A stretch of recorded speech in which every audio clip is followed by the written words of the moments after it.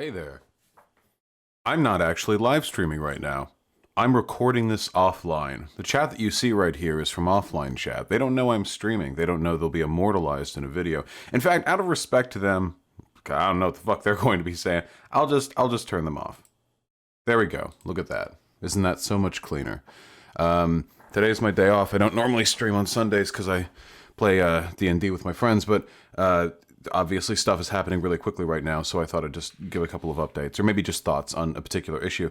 I'm a little bit unprepared for it, I think. I just woke up, but I want to talk about this quickly because I see the discourse is moving pretty rapidly. I'm not a news outlet. I don't do breaking news, you know. I'm not a journalist. I don't really have the training or the contacts necessary to update, get live information and verify it on the scene and then update. And I don't want to propagate misinformation. Speaking of which, turns out Amy Klobuchar did not, in fact, refrain from putting charges up against the officer who killed George Floyd. While Amy Klobuchar does have a track record of being very lenient on police offenses and much harder on non-police offenses, Amy Klobuchar was no longer serving in that district at the time of the aforementioned misbehavior on the part of George Floyd's killer. So that was information that I propagated, and I apologize for that. With that being said, there's something that I want to talk about today specifically. Agent Provocateurs and Saboteurs, I think, both of them. And right now, if you go on Twitter, I swear about a quarter of the discourse is about how the riots are being hijacked or mishandled by some nefarious group of people with their own ends. And this language can get really dangerous really quickly. So I wanted to talk about it briefly. And that's why I'm doing this so off the cuff. Like, I want to do this now. I'm not even wearing pants right now. In fact, I'm pretty sure the underwear that I'm wearing right now has a big hole in it, like a really big crotch hole. I threw on the top pair of underwear. I guess this one got fucked up recently. I don't know. I can probably afford to buy new underwear. Maybe I'll do that after I'm done recording. I don't know. Okay. Normally what I might do, or I guess what I might do if I was being a little bit less careful here, is I would have assembled a bunch of clips to show you guys about how the riots are or are not being hijacked by people other than those protesting for BLM. And the reason I didn't do that is because of something called confirmation bias. Confirmation bias is a very well-researched psychological phenomena which suggests that people will naturally, if given a wide berth of information, arrive at information which supports their already held conclusions. Essentially, if you're a conservative and you go on Twitter to find takes on the riots, you're going to find a lot of real compelling evidence to be conservative about it. And if you're me, well, the opposite. And I'm an anarchist, you know, and a white man. So when I see a bunch of people on Twitter saying that white anarchists are hijacking the protests, that they're a bunch of black folk and they're being all responsible, you know, like they're marching and such, and then a bunch of fucking white boy 16-year-olds get in there with their hoodies and their fucking kicks, and they're like, yeah, man, fuck the system, yeah, capitalism, and then they go start like smashing windows. Well, I rebuke at that a little bit naturally. I want to say, like, well, hold on there. Okay, I seriously doubt white anarchists and Antifa are legitimately orchestrating this, like, massive subversion of the original intent of the protests. But I don't know that. It's not possible for me to know whether or not that's an issue. I imagine there are some people who are doing that. I don't know if they're all anarchists. Anarchists don't typically shout they're anarchists when they're doing their stuff, you know. When you're rioting or protesting, let me tell you, everyone looks like an anarchist. That's kind of the point. You're protesting against the state. Everyone kind of looks a little anarchisty, you know, when you're having these BLM protests. So do we know they're white anarchists? No, we don't. Now, is there an issue with white people in general trying to hijack black movements and project their own intentions on them? Yeah, I'd say it's probably a thing. I'd say so. And I do think it's important for us to remember that while the struggles of the black community are irrevocably intertwined with those of capitalism, and that the shit black people go through is undeniably, in large part, a component of capitalism. These are not anti-capitalist riots. These are riots about police brutality and about racism. And as much as those narratives may intersect, you know, it's still inappropriate, I think, to introduce intersectional analysis to a protest unless it's collectively agreed upon.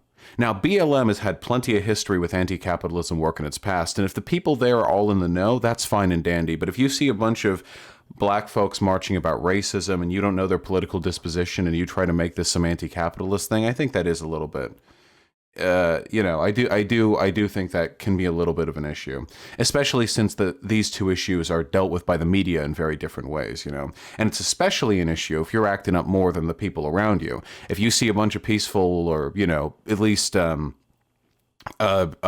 civilly protesting black folk, and you come on in there and you're like, yeah, man, anarchy, and you just start like throwing rocks through car windows, that is an issue.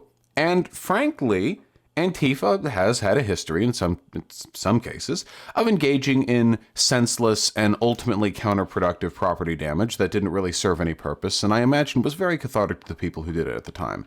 Again, I'm not saying Antifa super soldiers are a big menace or anything. I'm just saying that this is something we should keep in mind. However, white anarchists are not the only group that have been accused of involving themselves in these protests. Again, I could show like a million clips here. I encourage you to go find them out if you're interested, but I'm really trying not to play to confirmation bias. Here's a thing that I know for a fact is happening. Undercover cops. There is nothing on earth that can tell me that motherfucker in the black getup with the umbrella smashing those AutoZone windows at the beginning of the protest wasn't a fucking cop. There's nothing you can do to convince me. That guy just casually strolled on over there. They're like, yeah. And just walked away. Yeah, I don't think so. Not typically how property damage happens. Didn't run into loot anything. Didn't seem excited about it. Just like, yeah, got to break 3 windows. Chief told me to. What are you going to do? There are undercover cops probably at pretty much every rally going on across the city. I've seen videos of them identifying each other by these little white armbands or handkerchiefs that they have, like little white tissues tied around their arms. I've seen videos of them doing it with the orange tissues. All of this is unsubstantiated, of course, because of course it is. You can't do investigative journalism minute by minute as to what the police are doing during a protest. It's very hard to do that. But this is something that the police have done for a very long time. This is a long-standing police tactic. And by long-standing, I mean centuries long-standing. Of course it is. Are you kidding me? It's fantastic. I mean, think of how effective that is. Really, like, you're a cop and you really want to crush these protests. They all do. They all do.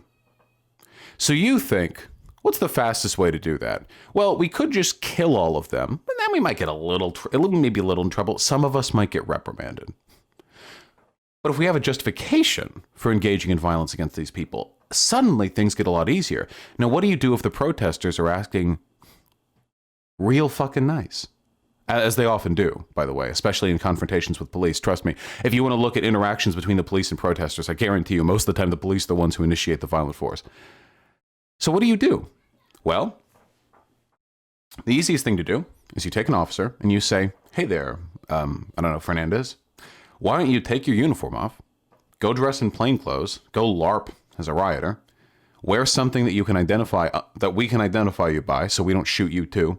Why don't you go in there and cause a ruckus? Throw a rock at us. Make sure to hit the most heavily armored guy, okay? See that? See Johnson over there in the riot gear? He's got 3 of the SWAT shields glued onto him. He's like a impenetrable human fortress, a sapient turtle. Throw a rock at that guy. And then we'll move in. And then while we move in, you, with your little designated white armband, very visible, will quietly disappear behind the police lines. And well, who knows? Whatever, just another protester. This is a very old police tactic. I don't think this is conspiratorial. This has literally been going. This is well known. This is well known, and it's happening today. And we should be looking out for it. Look out for people who look out of place. Look out for people who don't seem to be mingling or socializing with other protesters, but instead have this steely-eyed, deterministic look. Look for people who disappear behind police lines without conflict. That's a guarantee right there. Protesters don't disappear behind police lines without conflict. Look for people who seem to be wearing some kind of weird, impractical designation. You know, most rioters wear pretty practical clothing. If there's a chance you're going to be fighting with police, I mean, yeah, not that frilly, you know, but yeah, it's just something to keep an eye out for. But the ultimate curiosity, I think, that has overtaken me is that there have been some reports that many of the protesters who are being arrested at these protests are from out of town. And additionally, that some protests, some protesters, and some very specific and very heinous acts of arson have been tied back to white supremacist groups, as per city officials. Not just speculation, but they're saying like, hey, we've noticed there are a lot of, not KKK or anything, but like these people seem to have some ties, you know, these people that we've arrested. And more on this is going to come out with time. And again, I don't want to embarrass myself by potentially covering any specific act or specific people that may end up turning to be a red herring later. So I will simply say this. It's not actually simple, but I will say this. There is no greater a time for a white supremacist than a BLM rally, than a riot. Let me tell you, it's fantastic for them. How could it not be? Because while I maintain my position that we should not condemn the rioting, the arson, or the looting, because these are inevitable sociological phenomena which arise from massive discontent, they still aren't good things. I don't attack them because they're not bad. I don't attack them because to attack them is to implicitly reinforce the narrative that the protests are unjust. But they're still bad. Probably shouldn't light shit on fire. Third Precinct had it coming.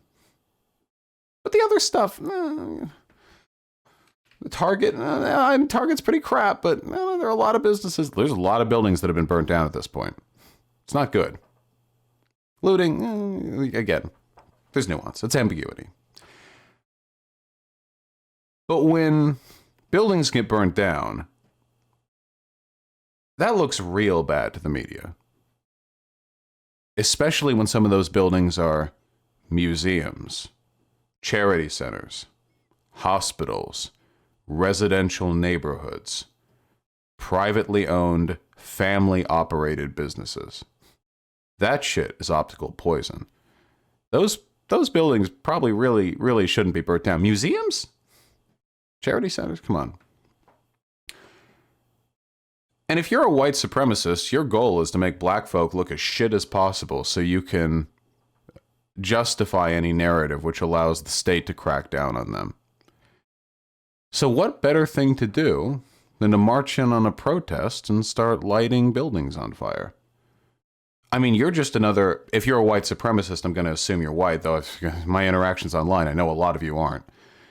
You dress yourself up to the nines, and you just light some important buildings on fire. It's the middle of a riot. The police don't have time to catch every single individual. And hey, afterwards, the media gets to report on how the savages in Minneapolis or St. Paul or LA or Seattle or wherever else burnt down this building or that building, and they did this much damage. And oh my goodness, I thought the rioters and protests cared about Black Lives Matter. But then why would they burn down this orphanage, you know?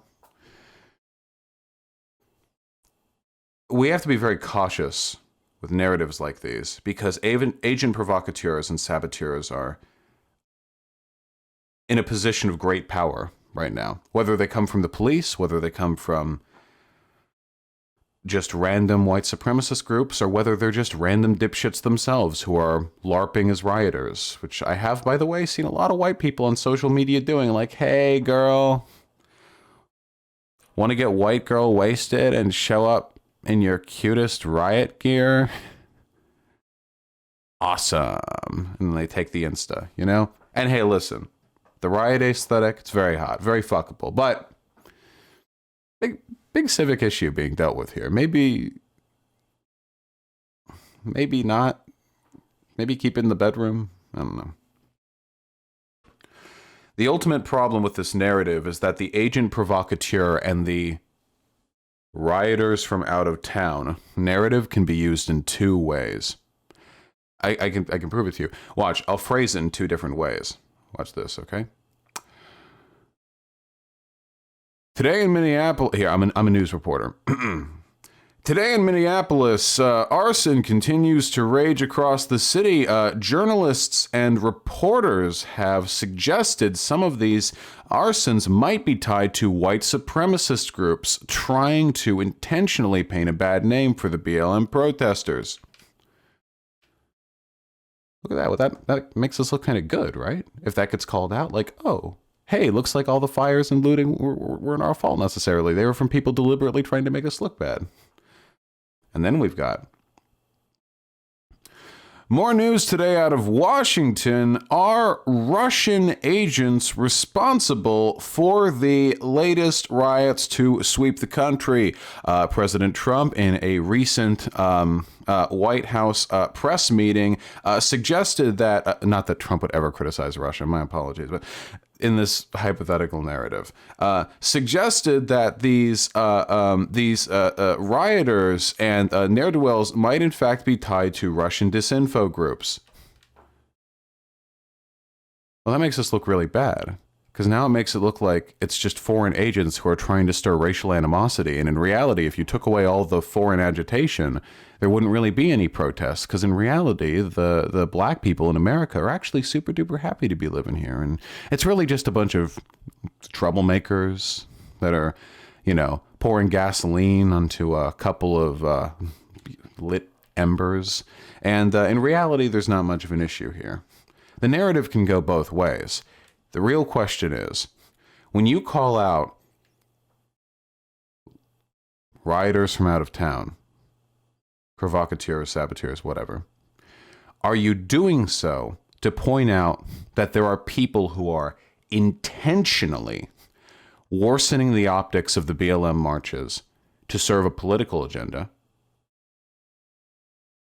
Or are you pointing out that the protests themselves and the underlying animosity are a product of foreign intervention or of deliberate shit stirs, and that without those troublemakers, there wouldn't be an issue? The former narrative defends the protesters. The latter dismisses them. I can't tell you with any degree of reasonable, knowledge to what extent white supremacists, cops, and dumbfuck whites are involving themselves in these protests and making things look worse. Statistically speaking, there has probably been at least one person of Russian descent who has in some way contributed negatively to the optics of the BLM marches across America. I don't know if that's a state orchestrated thing, but who knows.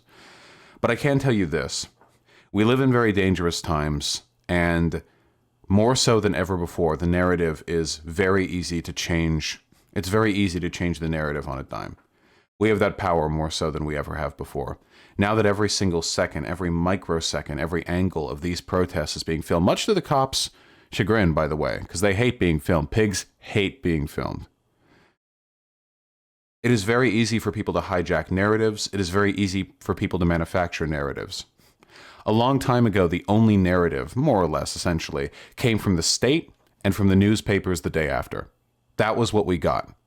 And the newspapers had their investigative reporting, and that was the extent to which they were able to shine a light on whatever was going on.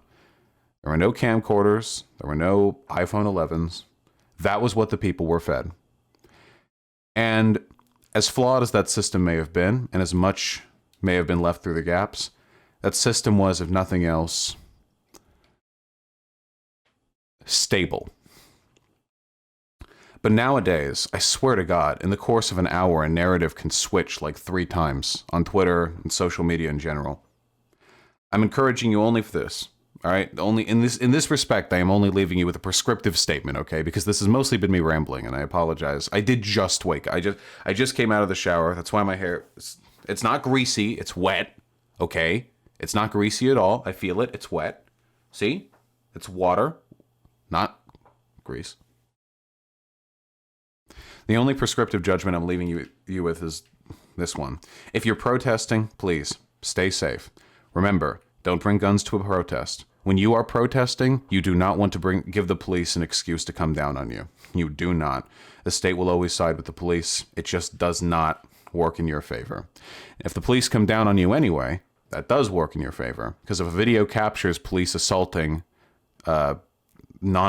compliant protesters, that makes us look pretty good. And there have been a lot of videos that have shown that. And I admire and applaud the restraint of the protesters who have sat there and allowed themselves to be brutalized by police, which I know that sounds cynical, but in reality, like, their sacrifices are the bedrock upon which we justify the claim that the police in this country are organized in a sociopathic and unlawful manner.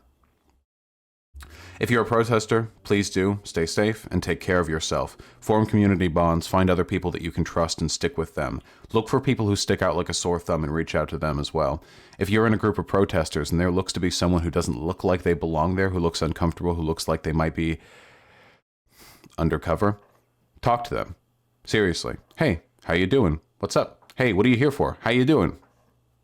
Get some pressure on them. They can't attack you. If they do that, I mean, everyone will dogpile them. Blows their cover. Do it with a group of friends, too, to stay safe. Be skeptical of the media narratives that you see, but do recognize that as much as we may not want it to be the case, there probably are some Antifa or like anarchist types that are being dumb and are making this into something that it probably shouldn't be, or heightening the optics in a way that isn't really productive right now. Always my main criticism of Antifa, actually. Speaking of, Trump has just tweeted that he's going to call Antifa a terrorist organization, so we'll see how that goes. And, yeah, that's about it. It's just difficult times. I was in Seattle yesterday. I saw some of the protests myself. I didn't participate because, A, that's not what I'm good at. B, I don't like being outside. C, it was raining, and I didn't have an umbrella. And D, no. Those are my excuses. I know many people in my community are participating right now, though, and to them I wish them the best of luck. Actually, my mom passed by the protests in Los Angeles. She was just going on a walk, and she took a bunch of pictures of tagged buildings. It's actually a little sad. In Beverly Hills, there's one building. It's the library and the police station. They packed them all together. The City Hall, too. And it sucks because they tagged the hell out of the police station, but it was also the library. I've got a lot of fond memories of that library. It's a really nice place. I mean, books are gay and everything, but, you know. That's what they get for building the two buildings together, I guess. Anyway, stay safe. Take care of yourself. Fuck off.